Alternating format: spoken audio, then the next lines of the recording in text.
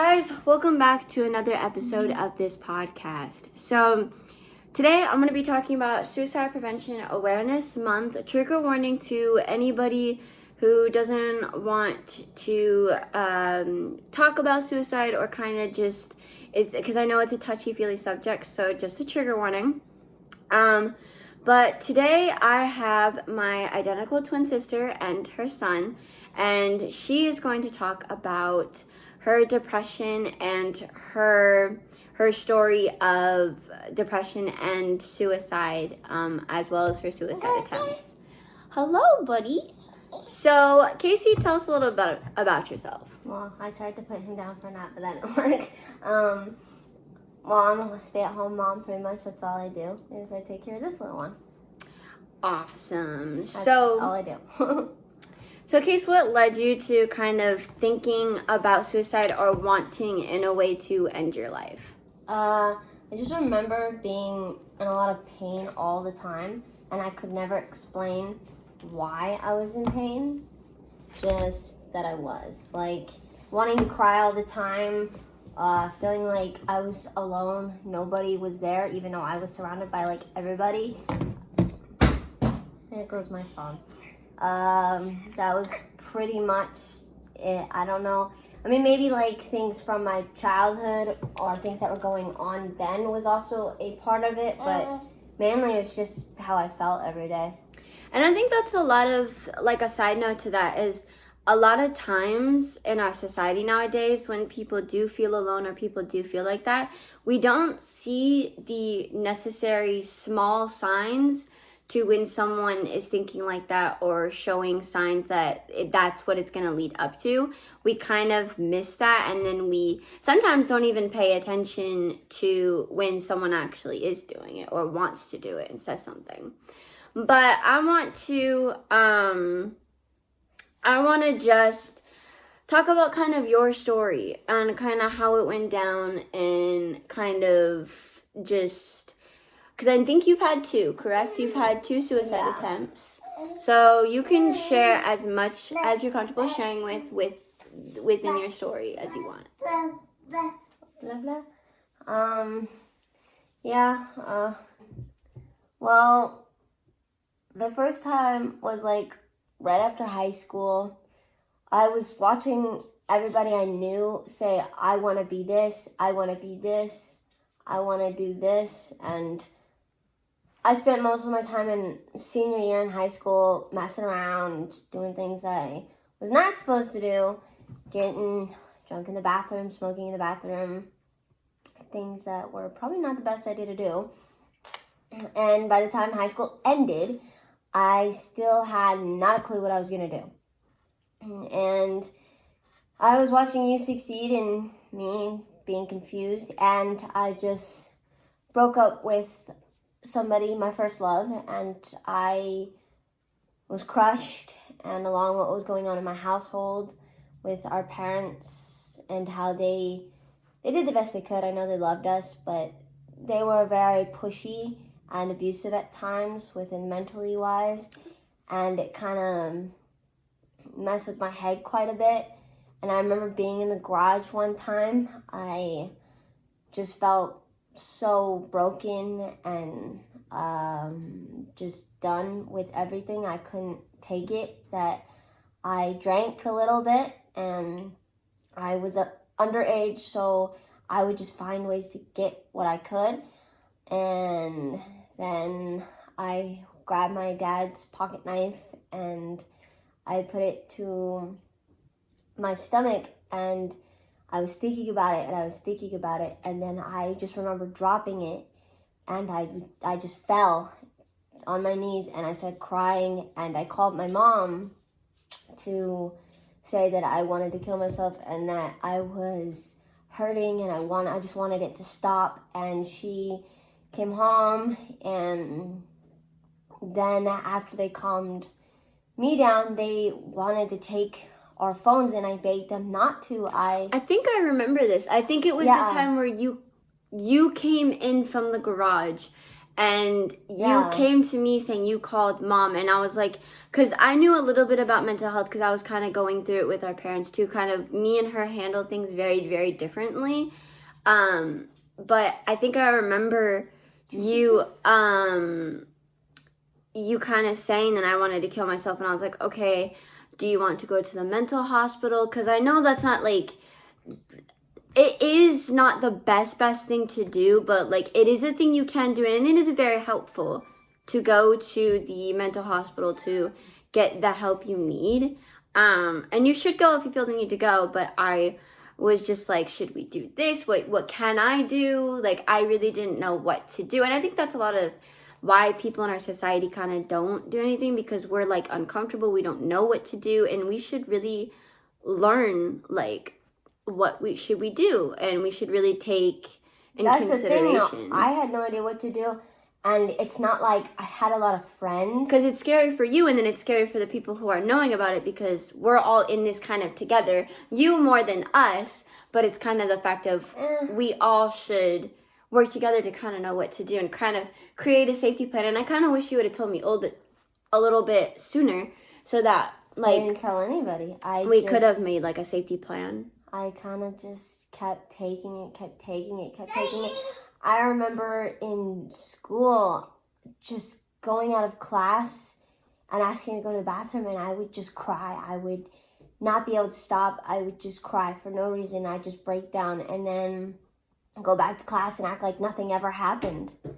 Sometimes I had to go to a teacher because I couldn't stop crying, and I would need someone to calm me down. And I just felt like so much pain that I couldn't stop or help, and it was so bad. And I remember after that time, our parents wanted to take our phones because they thought it was one of the problems. And I remember begging them not to, because I needed my phone to call if that ever happened again. And I was telling them, you can block all the apps. I won't go on anything. I just need the phone aspect of my phone. And they didn't care. They were either saying, give me your phone or get out. I just remember I was like, okay. And I left. And I was homeless at that point. I had nothing. I just remember taking the light rail. And I didn't know how to take the light rail at all. You okay, buddy? You're good. I didn't remember how to take it. I remember going on light rail, but I remember not knowing how to go on light rail. I just figured it out, and I remember going on the wrong one. I held it together for as long as I could, and I went on the wrong light rail, and I got off when I realized I was going the wrong way because I was trying to get to my grandma's house. And I just remember breaking down crying at the bus stop because I was like, I don't know what I'm doing. I've never been out like this. Like, our parents kind of kept us in the house. We never were allowed to go ride light rail or go explore. So this was my first time doing all that. Yeah, we were very sheltered as kids, I remember. And then I remember some person asking if I was okay, and I said yes. But I was like, I don't know where I am or what to do or where to go. And they taught me how to like get to my grandma's house. And I made it to grandma's house. And then I stayed there for a couple of days. I couch surfed for a couple of days. Then I remember my grandma in Arizona texted me, and I moved there for a couple months. All I would do there, I'd have a lot of fun during the day because she would nonstop take me everywhere. But at nighttime, I remember being so isolated and broken and in so much pain from what happened that I would drink until I sometimes would black out. I would buy only cans because I would rip them after I was done, and I would punch them as hard as I could on the sharp parts and make my knuckles bleed as hard as I could because I knew that if I broke it, the sharp metal part would hurt me and cut me, and I just knew I had to hurt myself in order to make some of it go away. And I think that's kind of why people cut themselves and kind of why that it happens. It definitely is. Because people think that it doesn't do anything, but it does. They want, in a sense, they don't want to feel anything. They want to feel numb. That's why they drink. That's why they smoke. That's why they do everything. But then they want to feel something because they feel that they can't feel anything. When I hurt myself, it relieves some stress and some of the pain. hurt. And like it made me feel better. like you got hurt, knowing you got hurt, made me feel like better. made you feel better because you knew you were feeling something?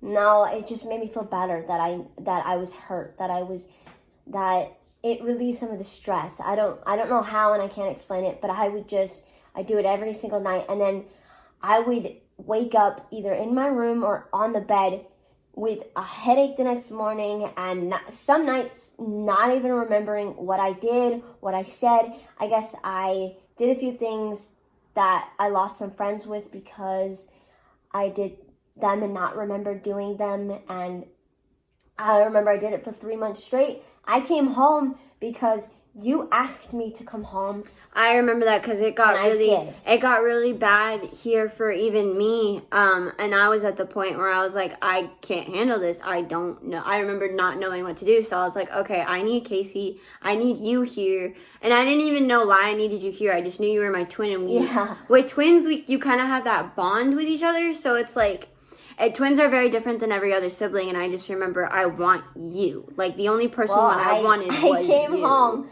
I stayed here for weeks, and I was like, nothing has changed. They're still the way they are. They're still manipulative and ridiculous.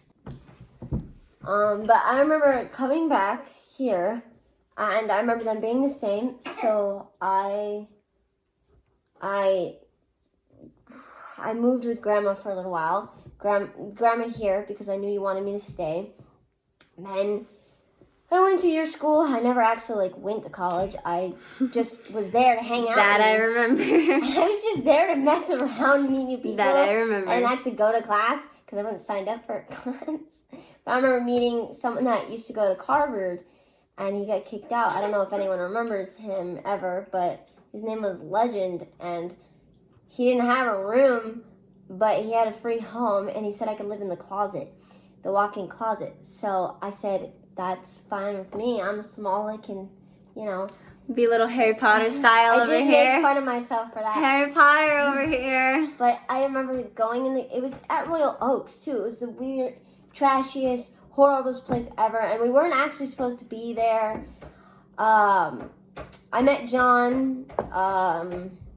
He became my boyfriend. We hung out. And John is someone she met at this school, and they were they met each other, and then 4 days after started dating.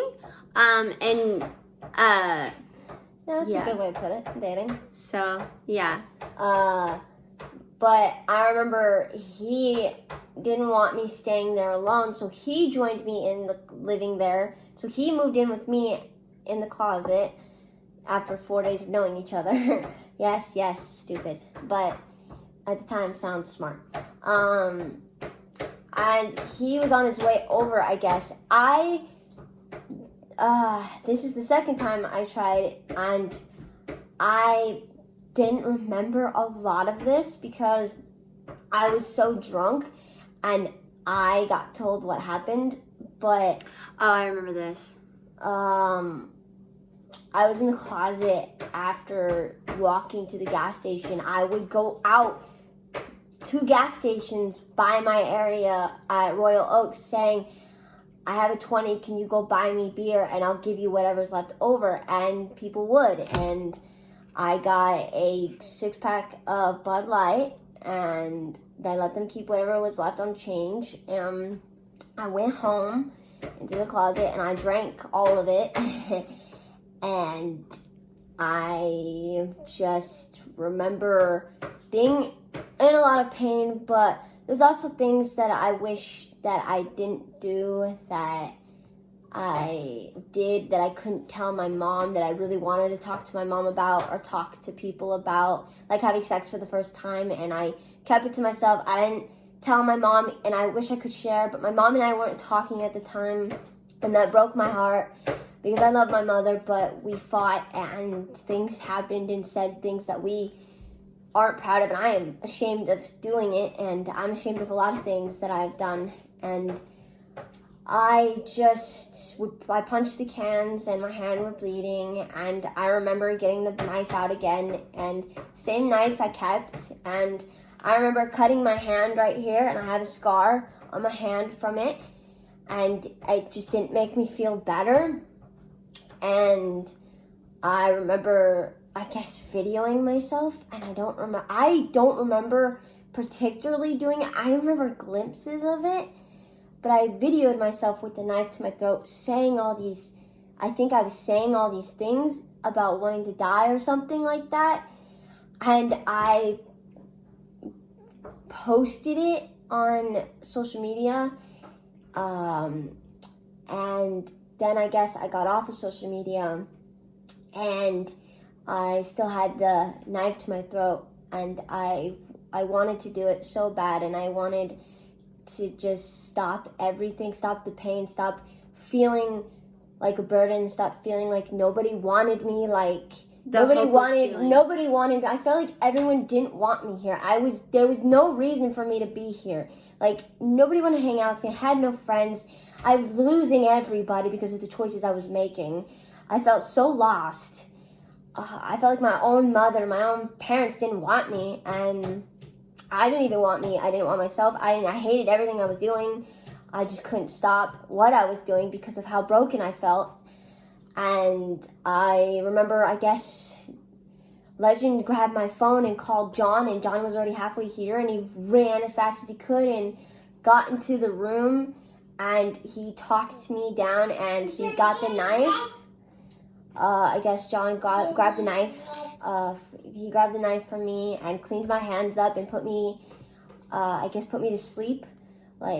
And then I remember waking up in the middle of the night and reading a text I got off of the social media. It was from one of my teachers. And this is an old high school teacher, because we've already graduated. I remember that. Yeah. And I was like, what did I do? I don't remember. And I checked my camera on my phone because I guess John took the video down, as I was not the one who took it down. John was, apparently. And I watched the video, and I just remember being so ashamed that I posted that, and I was like, how could I do that? And I remember, I lost everybody, and I thought that I lost that particular teacher. I thought that I lost my friends, but actually, that particular teacher was the only one that said anything. Anyone else who saw it, no one said anything. No one cared. It was like, I felt like nobody cared whether I lived or died except for that one person. And I was like, yeah, that teacher has been, her and one other teacher have been there for us like our entire high school career and even after, and they have supported us so much. And I really feel like she even contacted me too because she was scared for you, and she knows how close we are, so she tried to get like me involved and everything, which I'm very glad she did. But I'm very glad that she talked to you and texted me. I don't remember. Or texted you too. I don't remember talking to her. I remember getting a text, and I didn't read it. I knew that I got a text from her, but I didn't read it until I was somewhat sober. Okay. And I didn't remember posting it.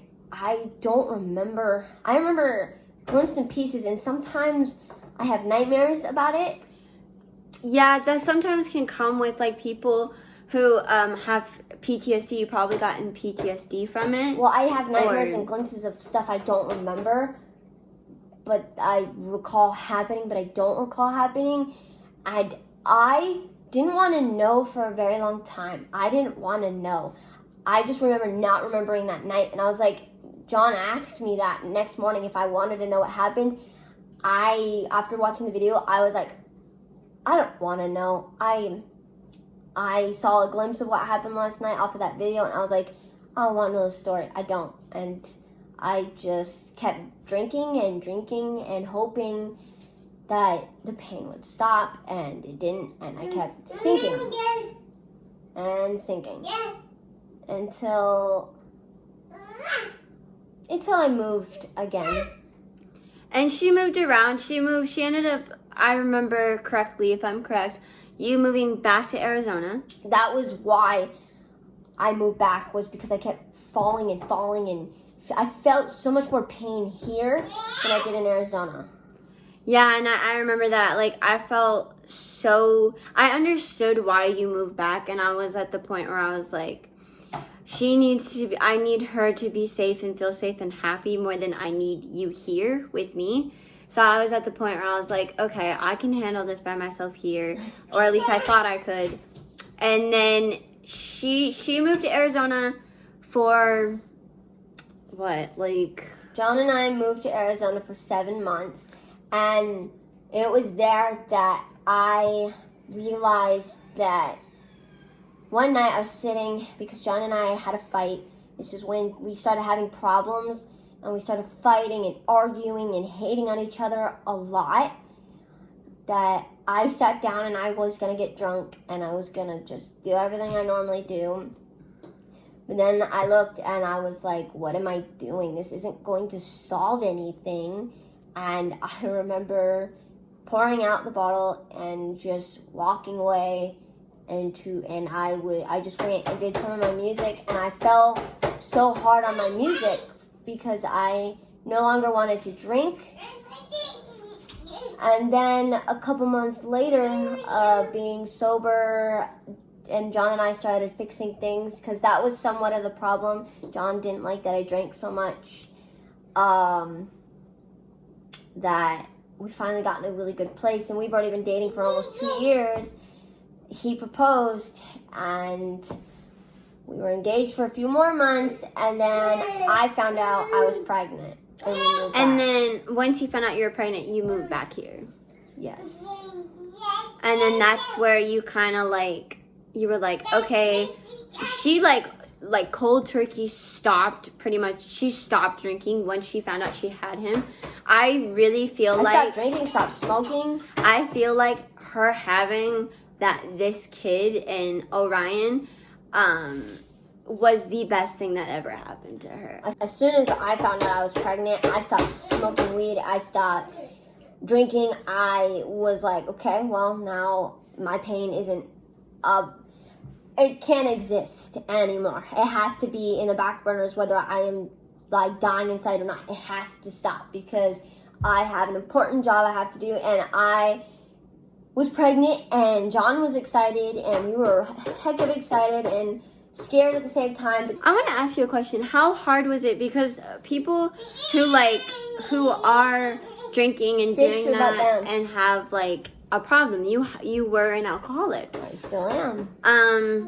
Or still are. How hard was it to just quit cold turkey like that? It was hard. Every time I saw somebody drinking, every time something bad happened, every time John and I got into a fight, every time I didn't know the answer on how to be a mother, I would want to drink. I would want to just hide, and I knew I couldn't provide what I needed to do for Orion. I didn't have money. I wasn't in cash aid yet. I wasn't in food stamps yet.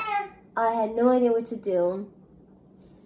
And I was terrified that I was going to be a horrible mom. And I just wanted to drink, and I wanted to drink so bad. And I remember a few times having one in my hand, and I wanted it so bad, but I couldn't, because somebody needed to take care of Orion. Because as much as John tries, he's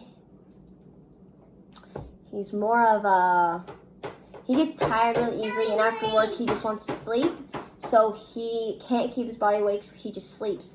So I did a lot of the work with Orion night and day.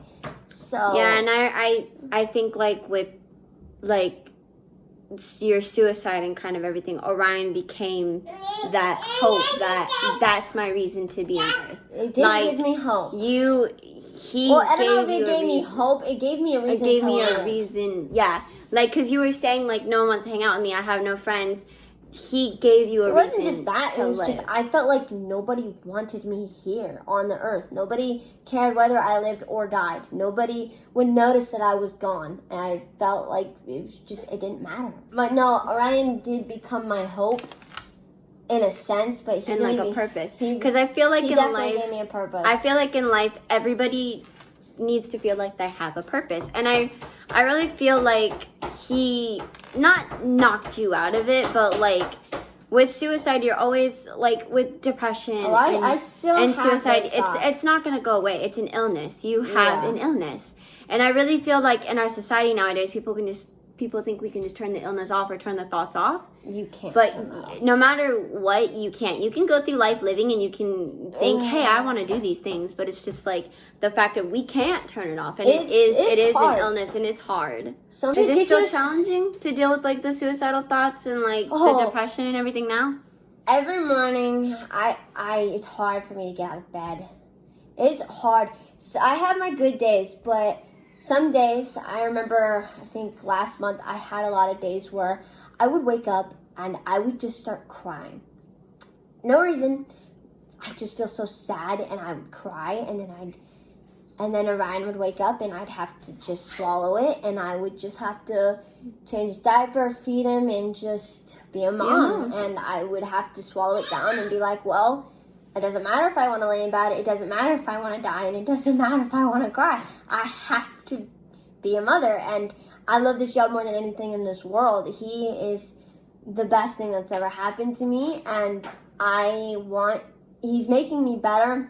Even within like what I see, I feel like he has helped you grow so much because it's like that fact of you now, like I said, have a reason to live. You now want to be the best parent in the world, and I see you try. It hurts. No matter so if I can't give him what I. No matter if you'll find a way to get the money, you'll find a way to feed him, you'll find a way to do what you can to clothe him and everything. At one point, he was eating more than I was because I was struggling so much that I was like, he needs food more than I do. So I remember having to ask my dad to buy me food because I would use all of my money that I had, that I made, to give him baby food. And Miss Maria, one of my old high school teachers, has been such a big help with questions. And everything. She's bought me a lot of baby clothes, a lot of like a baby blender, baby steamer, and she got me books. And she's been the biggest help I could possibly ask for, and I am so thankful for it.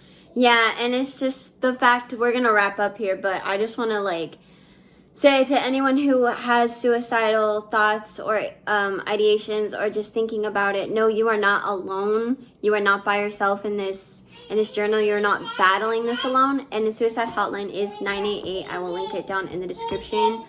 But I just want you to know that I'm sharing this story because my sister really needs to get past this. It's her story. It needs to be heard. She cannot bottle it up any longer. No, it needs to be heard. And I really feel that if you share your story with the world, with anyone, whatever you're comfortable sharing. This is the first time I've actually shared it. I've never actually said it out loud. It is healing. And I remember sharing my story even to a point where it was like, it didn't heal me all the way, but it was a start. And this it's an illness. Depression and suicide ideation and thoughts, it's an illness. And it is, and I feel like people who try to commit suicide, they don't want attention. No, it's not that. Definitely don't want attention. They don't I got a lot of people saying I just want attention. Believe me, it was not that. I could give a damn about that. The reason I did it was, I wanted to be heard. I felt like I was saying, I was saying it, but nobody was hearing me. Nobody cared. And I was like, well, maybe if I show them what I'm feeling, someone will hear me. And nobody heard you.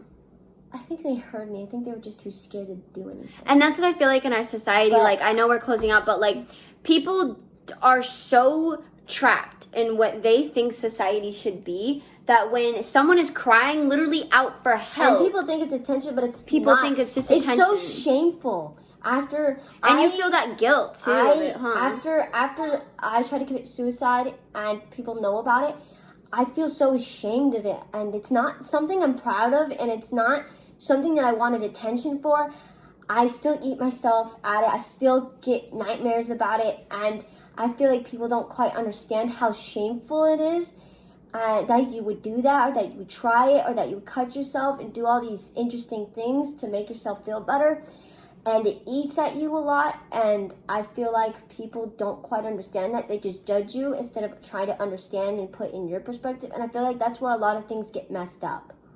Yeah, and I really, really feel like as a society we should try to be understanding of those. It's not attention seeking, it's not anything like that. It's really we're just crying out for help, being like, I want Yeah, help.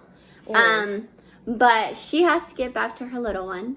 So I think that's going to cut it for this episode. I will see you guys next time.